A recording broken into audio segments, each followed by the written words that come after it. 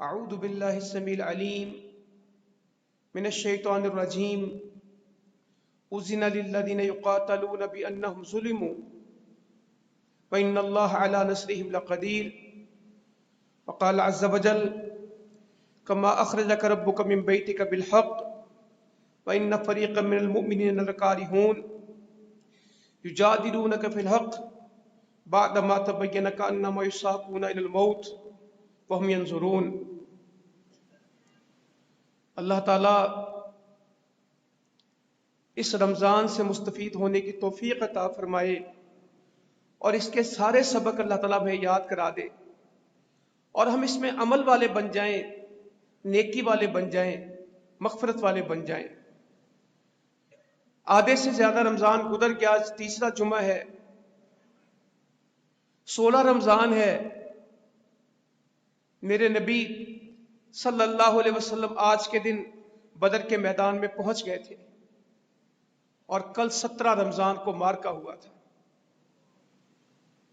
مسلمان جیت گئے تھے، کفر ہار گیا تھا، ایمان غالب آ گیا تھا اور سامان ہار گیا تھا۔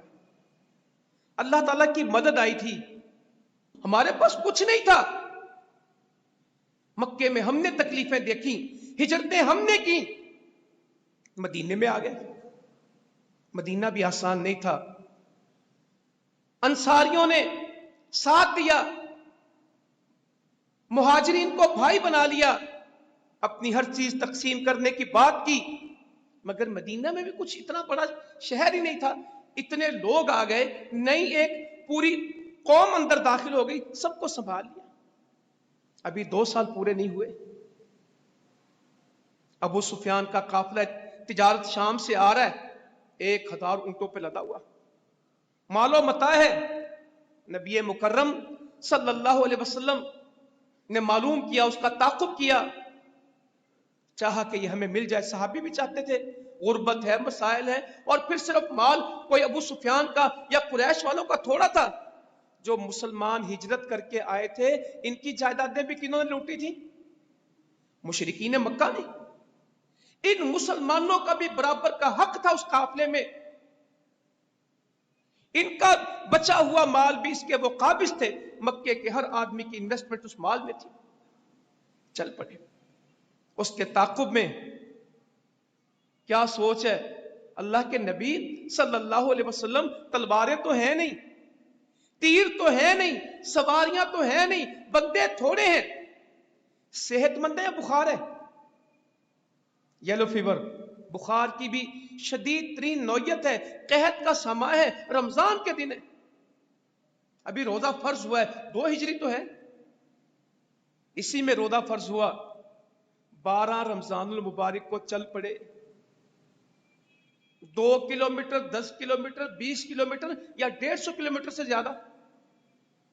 میں سمجھتا تھا بدر کوئی نزدیک ہی چیز ہوگی، جب آنکھوں سے دیکھا 150 کلومیٹر مسلسل پہاڑ ہے، کبھی چڑھنا ہے کبھی اترنا ہے، کبھی چڑھنا ہے کبھی اترنا ہے، 150 کلومیٹر کا سفر رمضان کے اندر۔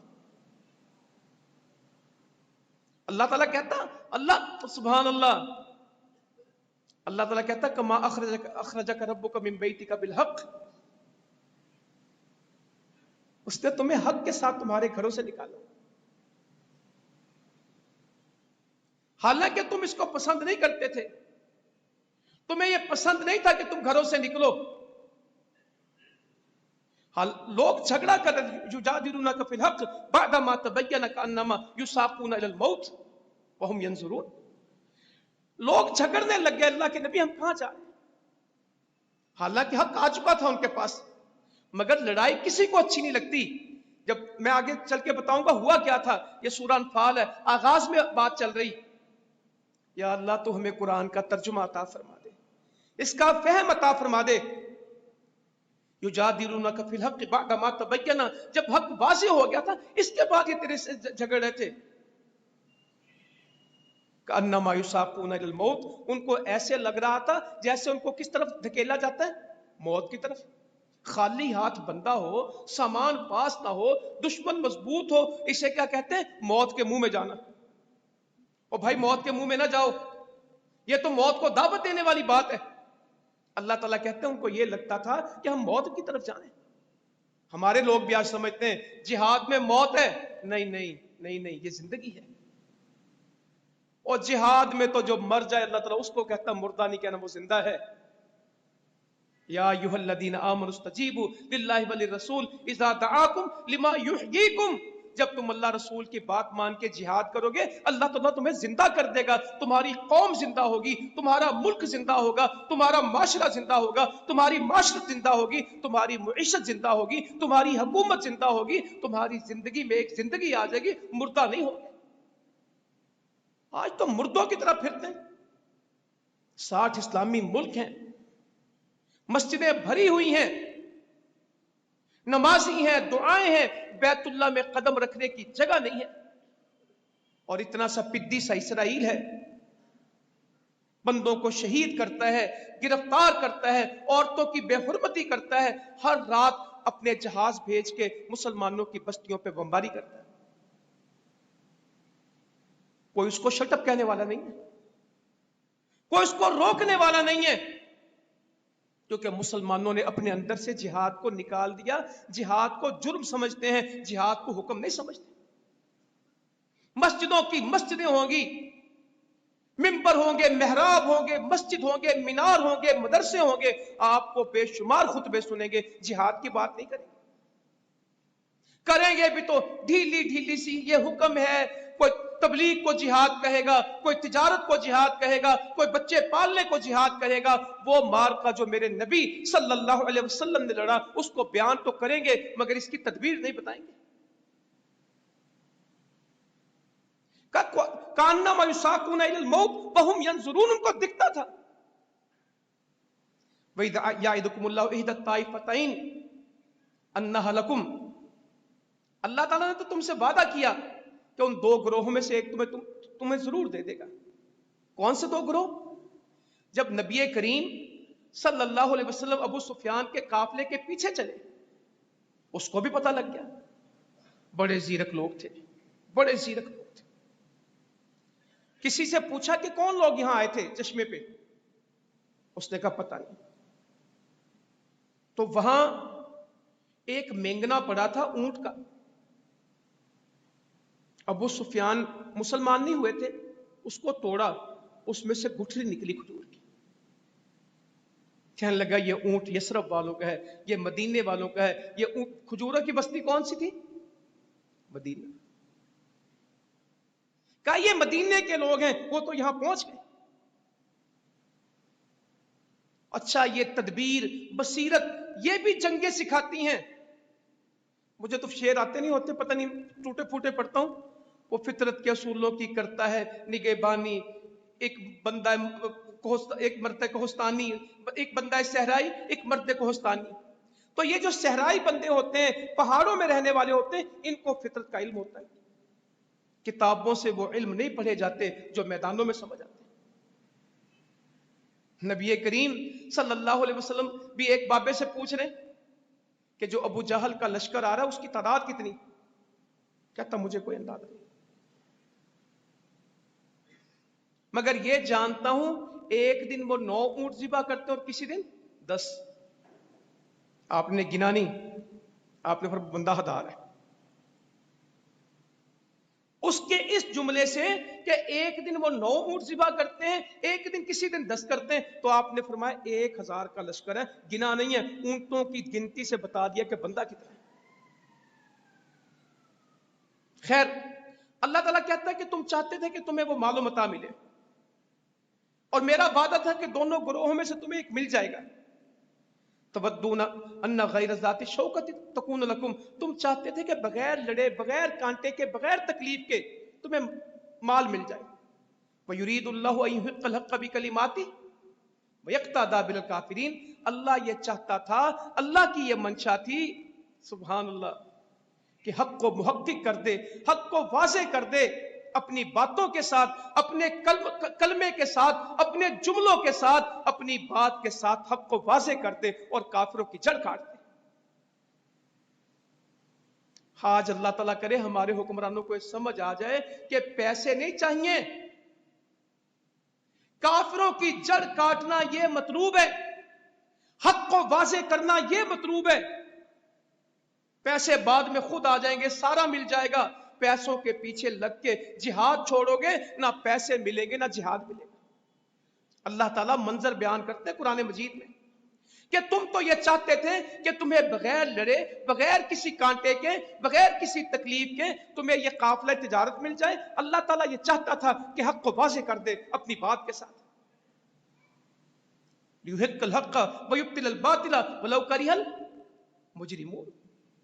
حق کو محقق کرے، واضح کرے، سچا کرے اور باطل کو جھٹلا دے، چاہے ان مجرموں کو ناپسند ہو. اللہ تعالیٰ کہتا ہے ہم میدان سجانا چاہتے تھے، ہم مقتل آباد کرنا چاہتے تھے، ہم تلواریں چلانا چاہتے تھے تاکہ سمجھ آ جائے کہ حق کیا ہے. پیسوں سے حق اور باطل کا نہیں پتہ لگے گا، جب میدان سجے گا تو سمجھ آئے گی حق کیا ہے، جھوٹ کیا ہے، سچ کیا ہے، غلط کیا ہے، صحیح کیا ہے. اور ان کافروں کو سمجھ آئے گی کہ اللہ کی مدد کیا ہے.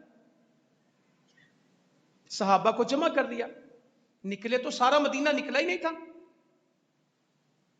319 کی روایت ہے، بہت سارے لوگ 313 بھی لکھتے ہیں، 340 کی بھی روایت ہے، مگر اس کو نہیں لوگ مانتے. 319 یا 313 316 یہ لوگ تھے خود، انصار بھی مہاجر بھی. جنگ کا فیصلہ نہیں تھا، اللہ تعالیٰ کا فیصلہ آ گیا کہ جنگ کرنی. گھوڑے کتنے تھے؟ 2، تلواریں 18، 70 اونٹ، 313 لوگ. لوگوں کے پاس تلوار ہی نہیں ہے، جنگ کا فیصلہ ہو گیا. یہاں تو ہر وقت معیشت سے ڈراتے رہتے ہیں، بیلنس آف پاور کس طرح ہوگا، ان کے پاس اتنے جہاز ہوں، ہمارے پاس اتنے جہاز ہوں، ان کے پاس اتنے میزائل ہوں، ہمارے پاس اتنے میزائل ہوں. جب تک یہ توازن نہیں ہوگا جنگ نہیں ہوگی. اللہ تعالیٰ کہتا چھوڑ توازن کو، ایمان پورا کر، توازن ہم کریں گے. تو میدان میں آ کے مجھے پکار صحیح، دیکھ میں کرتا کیا. نبی کریم صلی اللہ علیہ وسلم نے صحابہ کو بٹھا لیا، مشورہ شروع کر دیا. سیدنا ابو بکر صدیق اٹھے، صحابہ کے سردار رضی اللہ تعالیٰ، ہمیشہ پہلے اٹھتے تھے. خیر کے کام کے بارے میں کبھی پھر بیان کروں گا، ابھی میں نے اور باتیں بیان کرنی ورنہ سارا ادھر. ایک موقع پہ فرمایا اس گھر سے جب بھی ہمیں ملی خیر ہی ملی. یہ ایسا بابرکت گھر ہے ابو بکر کا صدیق رضی اللہ تعالیٰ عنہ، جب بھی ہمیں زندگی میں ملی اس گھر سے خیر ہی ملی. سب سے پہلے کھڑے ہوئے. اللہ کے نبی صلی اللہ علیہ وسلم آپ فیصلہ فرمائیں. آپ نے اعراض کیا، کوئی توجہ نہیں دی. آپ نے کہا مشورہ دیں. سیدنا عمر کھڑے ہوئے رضی اللہ تعالیٰ، یقین دہانی کرائی، آپ نے کوئی توجہ نہیں کی. پھر کون کھڑے ہوئے؟ سبحان اللہ، سعد بن معاذ، قریش انصار کے سردار رضی اللہ تعالیٰ. کہا اللہ کے نبی صلی اللہ علیہ وسلم مجھے لگتا ہے کہ آپ کی بات ہمارے متعلق ہے، یہ تو آپ کے گھر کے لوگ ہیں مہاجر، آپ شاید انصار کی بات کرتے ہیں. کیونکہ انصار کے ساتھ کوئی جنگی معاہدہ نہیں تھا کہ جنگ کریں گے تو اکٹھے کریں گے. وہاں معاہدوں کی پاسداری قبائل میں بڑی تھی، کوئی معاہدہ ہی نہیں تھا. کہنے لگے اللہ کے نبی صلی اللہ علیہ وسلم ہم آپ پہ ایمان لے کے آئے ہیں، ہم نے آپ کی تصدیق کی ہے، ہم نے آپ کی تصدیق کی ہے، ہم آپ پہ ایمان لے کے آئے. ہم نے اللہ کے نام پہ آپ کی باتوں کو حق ماننا ہے. آپ کیا سمجھتے ہیں ہم آپ کو چھوڑ دیں گے؟ کہ ہمارا معاہدہ نہیں، آپ سمندروں میں جائیں گے، ہم سمندر میں آپ کے ساتھ جائیں گے، آپ برق کے غمات تک عرب کے آخری کنارے پہ جائیں گے، ہم آپ کے ساتھ ہوں گے. ہم جنگ سے بھاگنے کے لوگ نہیں ہیں. نبی کریم صلی اللہ علیہ وسلم کا چہرہ ایک دم چمک اٹھا. مقداد بن اسود کھڑے ہوئے رضی اللہ تعالیٰ. یہاں تو جو بات کرے گا بزدلی کی، کمزوری کی. نہیں نہیں نہیں نہیں، ابھی کشمیر کو رہنے دیں، ابھی ہمیں کسی سے بڑی بات نہیں کرنی، ہم نے ملک کے حالات ٹھیک کرنے. کر لو ملک کے حالات، ہر دن اللہ کی قسم سوائے شرمندگی کے اور دنیا کی جگ ہسائی کے ملتا کچھ. نہ ملک کی کوئی حیثیت رہ رہی ہے، نہ پیسے کی کوئی ویلیو رہ رہی ہے.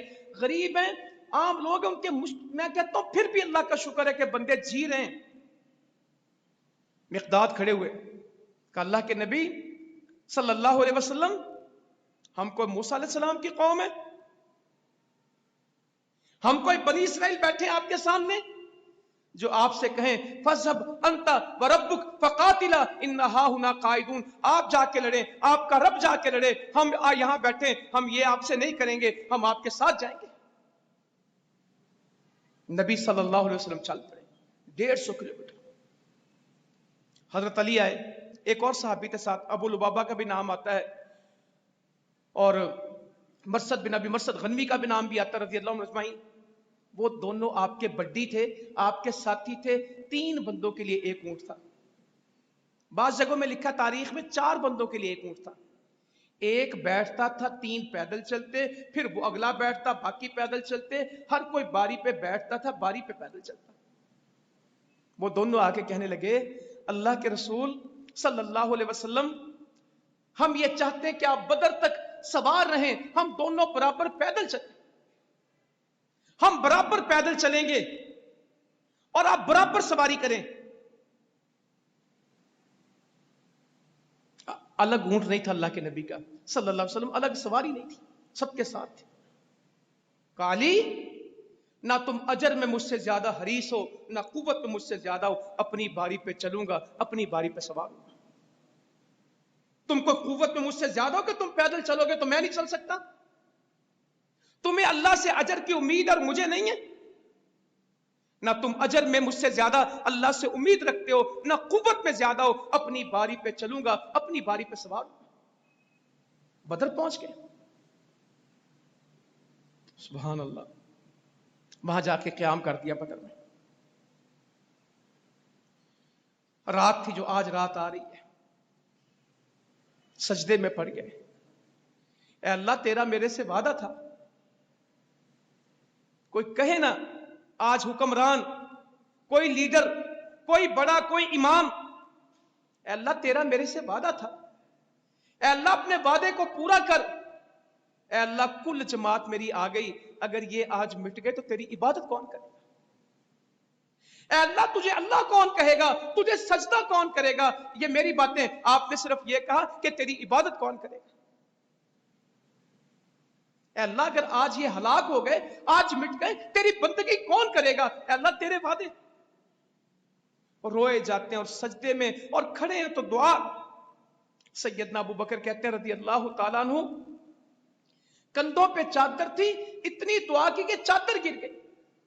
सैयदना अबू बकर सिद्दीक आगे बढ़े और आपसे चिमट गए, लिपट गए आपके साथ। कहा अल्लाह के नबी सल्लल्लाहु अलैहि वसल्लम, बस कीजिए, जिस रब को आपने कसम दी है वो अपने वादे पूरे करेगा, बस करें। इतनी दुआ की, इतना अल्लाह को कहा, ऐ अल्लाह अपने वादे पूरे कर दे, ऐ अल्लाह तूने मुझसे वादा किया,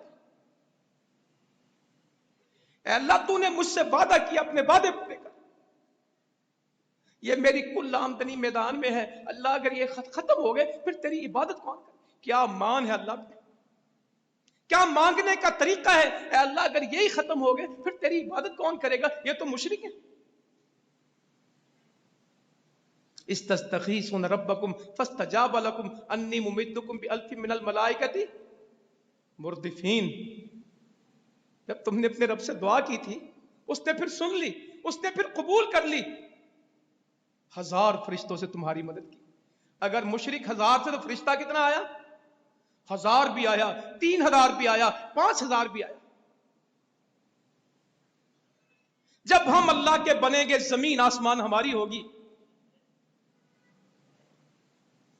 फिर हजरत अबू बकर साहब के साथ निकले, खड़े थे और फरमा रहे थे सहज़मुल जम वयुवल्लूनल अदबार, अल्लाह ताला इन लश्करों को शिकस्त देगा, इन काफिरों को शिकस्त देगा और ये पीठ फेर के भागेंगे, अल्लाह ताला इनको शिकस्त देगा। फरमाने लगे मैंने जिब्राइल अमी को देखा। क्या वो जिब्राइल अमी हैं जो अपने घोड़े पे सवार हैं, लगाम पकड़ी हुई है और असला पहना हुआ है। जब मुसलमान मैदान में खड़े होते हैं तो फरिश्ते भी असला पहन के आते हैं, घोड़े पे सवार हैं। जिब्राइल अमी कहा वो जिब्राइल है, ये जिब्राइल अमी हैं, घोड़े की लगाम थामे हुए हैं और असला पहना हुआ है। फिर कोई मंजर देखे, अल्लाह ताला ने काफिरों को फरिश्ते दिखाए, मुसलमानों को नहीं दिखते थे। एक मुसलमान एक मुशरिक के पीछे भाग रहा है, अभी वो उस तकरीब पहुंचा तो उसे कोड़ा मारने की आवाज आई। जब वो मुशरिक के पास गया, मारना इससे ना, कोड़ा पहले लग गया। उस मुशरिक का नाक फटा हुआ था, उसका चेहरा चोट से सब्ज था। आके कहा अल्लाह के नबी को सल्लल्लाहु अलैहि वसल्लम, मेरे साथ तो ये हुआ, मैं मुशरिक के ताक़ुब में था, मेरे पहुंचने से पहले किसी ने उसको कोड़ा मारा, उसका मुंह फट गया। कहा मेरे सहाबी, तीसरे आसमान का फरिश्ता तेरे साथ आया था। यहां मांगो, कभी किसी के सामने ठूठा लेके जाओ, कभी किसी के सामने झोली फैलाओ, कभी किसी की बातें मानो, एक रब को मना लो, अल्लाह की कसम सब ठीक हो जाएगा। एक अल्लाह के दीन को कायम कर दो, सब कुछ ठीक हो जाएगा। एक अल्लाह की बंदगी कर दे, सारी गुलामियां टूट जाएंगी। और जब तक अल्लाह की बंदगी नहीं करेंगे, गुलाम दर गुलाम पैदा होंगे। कभी एक का मुंह देखते हैं, कभी दूसरे का मुंह देखते हैं, अपनी कौम को पीसते हैं उनके असूलों के लिए, उनके कानूनों के लिए, उनके ज़ाब्तों के लिए। उनके कहने पे अपनी कौम को काबू करो, अल्लाह के कहने के ऊपर। इनको ढालो कुरान के सांचे में,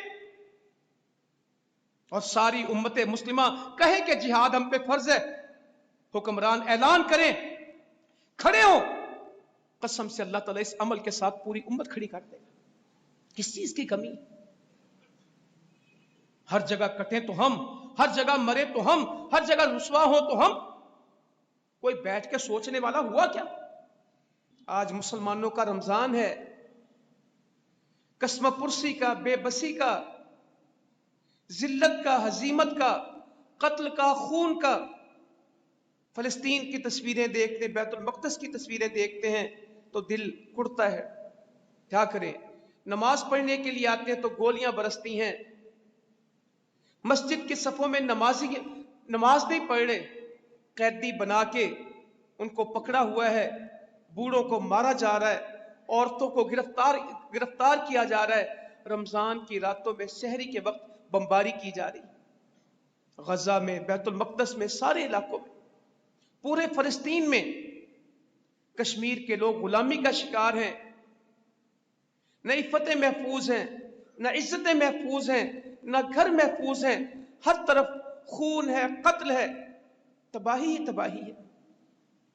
तो कितने मुसलमान हैं जो ये कहें कि रमजान 2 हिजरी में फर्ज हुआ था और जिहाद भी 2 हिजरी में फर्ज हुआ था। रमजान और जिहाद का आगाज इकट्ठे हुआ था। रमजान के रोजे तो रखते हैं, मगर जिहाद का तस्करा करने वाले, जिहाद की बातें करने वाले, जिहाद को दीन समझने वाले, कुरान मजीद की तरावी तो पढ़ी जाती है, और जो कुरान में जिहाद बयान किया जाता है उस पर अमल करने वाले कितने? कुरान सिर्फ सुनने के लिए तो नहीं आया, कुरान सिर्फ तिलावत के लिए तो नहीं आया। कुरान का बड़ा मकसद तो यह है कि इस पे अमल किया जाए, इसको कबूल किया जाए, इसको माना जाए, इसके रास्ते को इख्तियार किया जाए। सूरा बकरा पढ़ते हैं तो जिहाद की, आले इमरान पढ़ते तो जिहाद, अन्निसा आती है तो जिहाद, मायदा आती है तो जिहाद, अनफाल आती है जिसमें से मैंने पढ़ा, शुरू ही जिहाद के मामलात से होती, बदर से होती।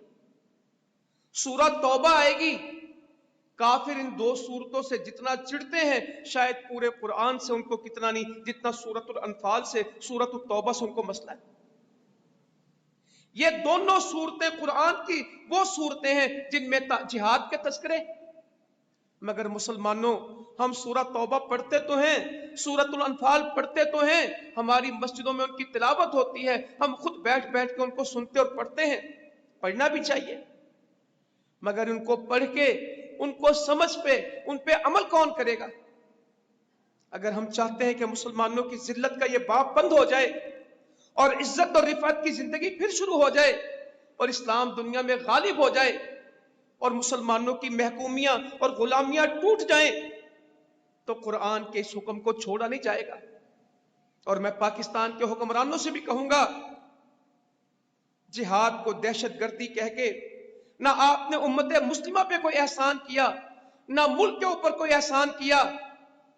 پیسے لینے کے لیے، قرضے لینے کے لیے، دنیا سے مدد لینے کے لیے یہ سارا کچھ کیا، مگر مدد تو ملی نہیں. ملک ہر روز ایک دلدل میں دھس رہا ہے، ایک خرابی میں آ رہا ہے. مجھے بہت سارے لوگ کہتے ہیں آپ یہ بات کیوں نہیں کرتے کہ ملک کے جو یہ حالات ہیں اس کا سبب یہ ہے کہ ملک نے وہ پالیسی بدلی ہے. جو جہاد کی محبت تھی، جو جہاد کا تعلق تھا، جو جہاد کی وابستگی تھی، اس سے کمزوری آئی ہے تو ملک کمزور ہوا ہے. غریب بندے کے لیے جوں جوں عید کے دن قریب آ رہے ہیں اس کا غم بڑھ رہا ہے. خوشی نہیں بڑھ رہی، غم بڑھ رہا ہے کہ میرے بچے پوچھیں گے کپڑے کہاں سے لائے، میرے بچے پوچھیں گے کہ لوگوں نے خریداری کی، آپ نے کیا خریدا. بازار میں جاتے ہیں لوگ بھاؤ پوچھ سکتے ہیں، خرید نہیں سکتے. روٹی کے پیسے نہیں ہیں، آٹے کے لیے لوگ مر رہے ہیں. 2,000 لوگوں کے لیے 2 درجن بندے مارے گئے صرف 2,000 روپے کے لیے. قدموں تلے کچلے گئے، کلومیٹروں کی لائنیں ہیں آٹے کے واسطے. راتوں کو سحری بانٹنے جاتے ہیں، اچھے بھلے سفید پوش لوگ دکھنے میں بھلے لگتے ہیں، لائن میں کٹورا لے کے کھڑے ہوتے ہیں کہ 2 بندوں کا سالن دے دیں، 4 بندوں کا سالن دے دیں، 6 روٹیاں دے دیں. رات 2:30 بجے بھکاری نہیں آتے، مجبور آتے ہیں. رات 2:30 بجے کوئی نیند قربان کر کے روٹی لینے کے لیے، سالن لینے کے لیے نہیں آتا. جس نے روزہ رکھنا ہے اور اسے بھوک لگی ہے اور حالات نے اسے یہاں پہنچا دیا کہ اس کے گھر کھانا نہیں پکتا، گلی میں جو کھانا ملتا ہے وہ اسے لیتا ہے.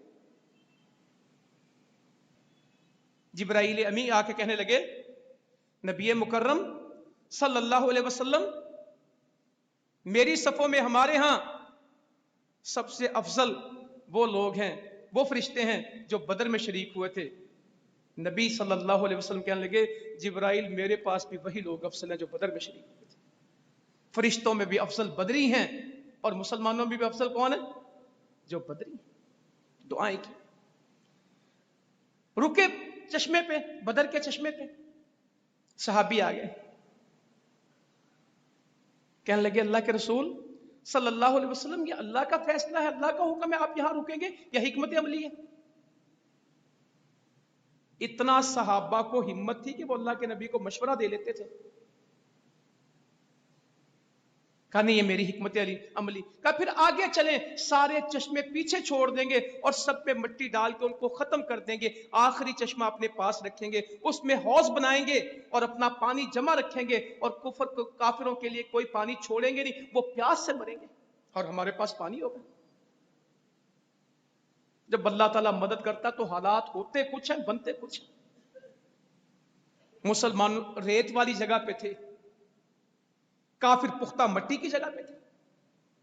جب اللہ تعالیٰ کی مدد آتی ہے، اتنے خوف میں سارے صحابی سو گئے. اللہ تعالیٰ کہتے ہیں ہم نے تم پہ اونگ نازل کر دی، ہم نے تم پہ بارش نازل کر دی، سارے سو گئے. بارش ہوئی، ریت پکی ہو گئی اور مٹی گارا بن گئی. اللہ کا اپنا نظام ہے. جو مشکل جگہ تھی ریت وہ آسان ہو گئی اور جو آسان تھی وہ مشکل ہو گئی. یہ نظام رب کا. مارکا شروع ہوا، میں بس اس کو جلدی جلدی بیان کروں. حضرت علی جیسے نکلے، حضرت حمزہ جیسے نکلے، قریش نکلے. کوئی آسان کام تھا؟ بھائی نے بھائی سے لڑنا تھا، باپ نے بیٹے سے لڑنا تھا اور بیٹے نے باپ سے لڑنا تھا. ایک چچا کی اولاد نے، ایک دادا کی اولاد نے آمنے سامنے کھڑا ہونا تھا. ادھر بھی قریشی تھا، ادھر بھی قریشی تھا، ادھر بھی ہاشمی تھا، ادھر بھی ہاشمی تھا، ادھر بھی بنی عبد مناف تھا، ادھر بھی بنی عبد مناف تھا، ادھر بھی بنی ہاشم تھا، ادھر بھی ہاشم کا بیٹا تھا. کیسا ہو وہ جنگ کا منظر کہ سکا بھائی سامنے کھڑا ہوتا. مگر جب ایمان کا رشتہ بنا تو خون کے رشتے پیچھے کر دیے. اسے کہتے ہیں نظریہ پاکستان، اسے کہتے ہیں نظریہ اسلام. یہ تو ہمارے حکمران کخ ان کے پلے نہیں. ہماری زبان ایک ہے, ہمارا کلچر ایک ہے, ہماری دال روٹی ساگ ایک ہے, ہم میں تو ایک لکیر کا فرق ہے. تم اس کو پتہ نہیں بھگوان کہتے ہو, ہم اس کو رحمان کہتے ہیں, تم میں ہم میں فرق کوئی نہیں. اور اللہ کے بندوں فرق ایمان کا ہوتا ہے, زبانوں کا نہیں ہوتا. تقریریں سن لینا, ہم تم ایک ہی ہیں, کوئی فرق نہیں ہے. فرق ایمان ڈالتا ہے, زبانیں نہیں ڈالتی. تمہاری زبان ایک ہے, ہمارا نانا دادا ایک ہے. وہ تو سکے بھائی تھے, باپ اور بیٹا آمنے سامنے کھڑے تھے. ادھر عقیل کھڑے تھے اور ادھر علی کھڑے تھے رضی اللہ. چھوٹی بات نہیں ہے. ادھر ابو جہل تھا سکا چچا, ادھر بھتیجے تھے محمد رسول اللہ اور بھتیجے تھے حضرت علی رضی اللہ تعالی. سکے چاچے کے مقابلے میں کھڑا ہونا, پھر تلواریں چلیں اور میدان سجا. صبح سے شام نہیں ہوئی تھی, چھوٹے چھوٹے 9 عمر بچے آ کے عبد الرحمن بن عوف سے کہتے رضی اللہ تعالیٰ عنہ, چچا یہ تو بتائیں ابو جہل کون ہے؟ کہنے لگے مجھے تو ویسے لگتا تھا کہ میرے ساتھ کوئی تکڑا بندہ ہوتا, جنگ ہے, میرے آزو بازو میں کمزور بچے تھے. معاذ بن عمر بن الجموع اور معاذ بن عفران, یہ 2 بچے تھے میرے نزدیک, دونوں کا نام معاذ ہے, بعض جگہ معوذ بھی آتا ہے. کہا ابو جہل کون ہے؟ تو میں نے کہا تمہیں اس سے کیا غرض؟ تو کہنے لگے ہم نے سنا ہے کہ وہ اللہ کے نبی صلی اللہ علیہ وسلم کو گالیاں دیتا ہے. کہتے اتنی دیر میں مجھے ابو جہل نظر آیا, 2 زرہیں پہنی تھی اس نے. صحابی کے پاس پہننے کے لیے پورا کرتا نہیں تھا. صحابی نے آ کے کہا میرے پاس تو اللہ کے نبی صلی اللہ علیہ وسلم تلوار ہی نہیں ہے. عکاشہ بن محصن نے کہا تھا رضی اللہ تعالیٰ, کہا لکڑی کی پھٹی لاؤ. لکڑی کی پھٹی پکڑائی, چمکتی تلوار بن گئی. پھٹیاں اللہ نے تلواریں بنا دی. کھجور کی ٹہنیاں اللہ نے تلواریں بنا دی. کھجور کی ٹہنیاں وہ کر گئی جو تلواریں لگا سکی. بات ایمان کے ساتھ ہے, بات توکل کے ساتھ ہے. کھجور کی ٹہنیاں, ننگے پاؤں ننگے بدن بیمار لوگ, کھجور کی ٹہنیاں, لکڑی کی پھٹیاں, پیدل. مسلمانوں کے پاس 2 گھوڑے اور قریش کے پاس 200 گھوڑے. وہ اونٹ کھاتے تھے, ان کے پاس چلنے کو نہیں تھے. کہا کدھر؟ وہ حدیثوں کو پڑھ کے دیکھیے گا, وہ بچے چل کے نہیں گئے, اڑ کے گئے.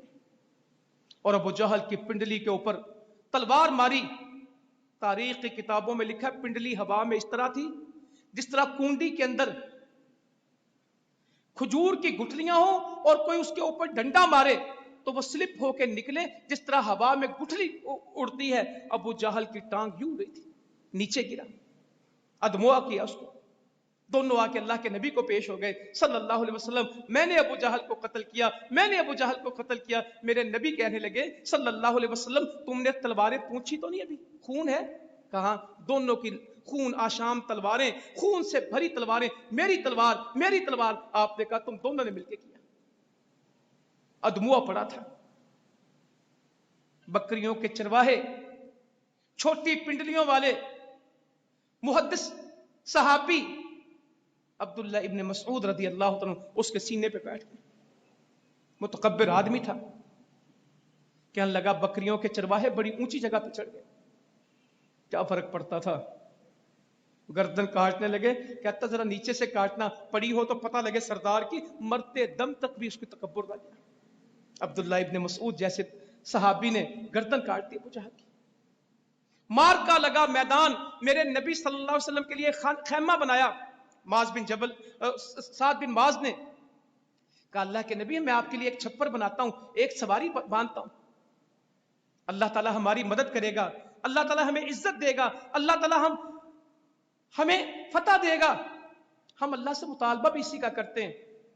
اگر کوئی دیگر صورت آ گئی, یہ سواری بندی ہے, آپ اکیلے مدینے چلے جائیے.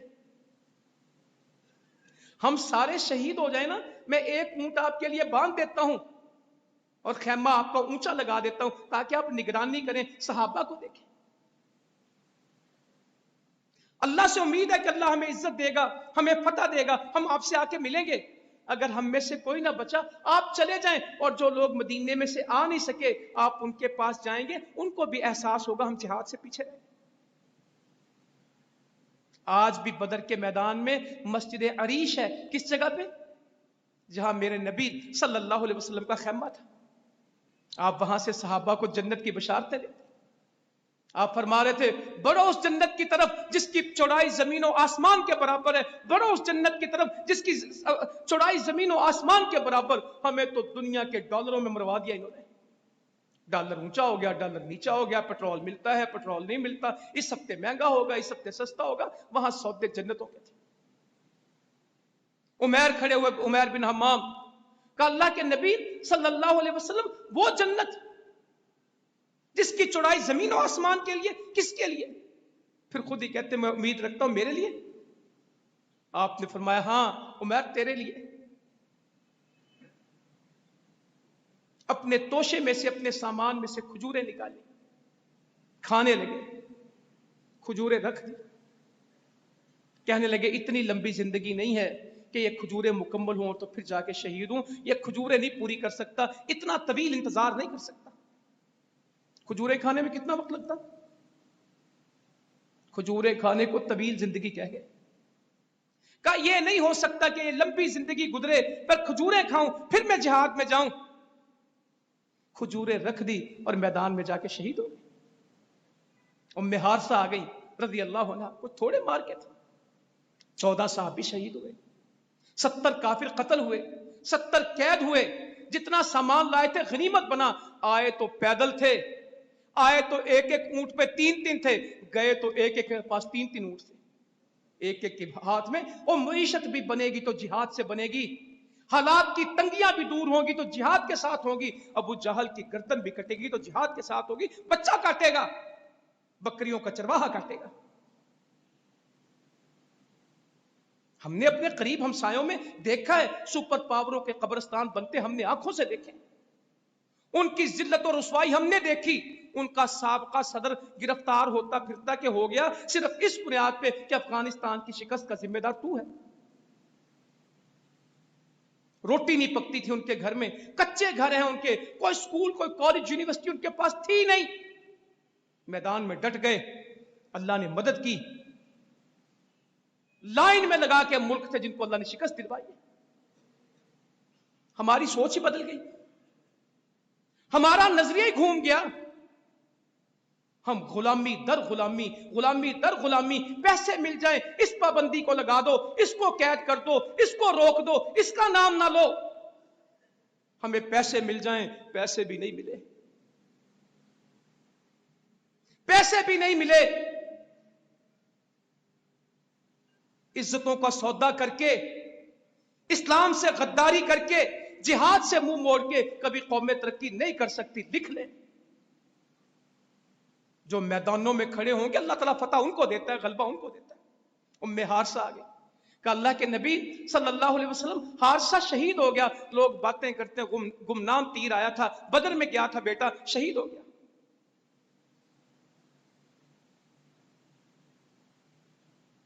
کچھ بتائیں، اگر جنت میں چلا گیا تو صبر کروں ورنہ رو تو لوں۔ روئی نہیں ابھی تک۔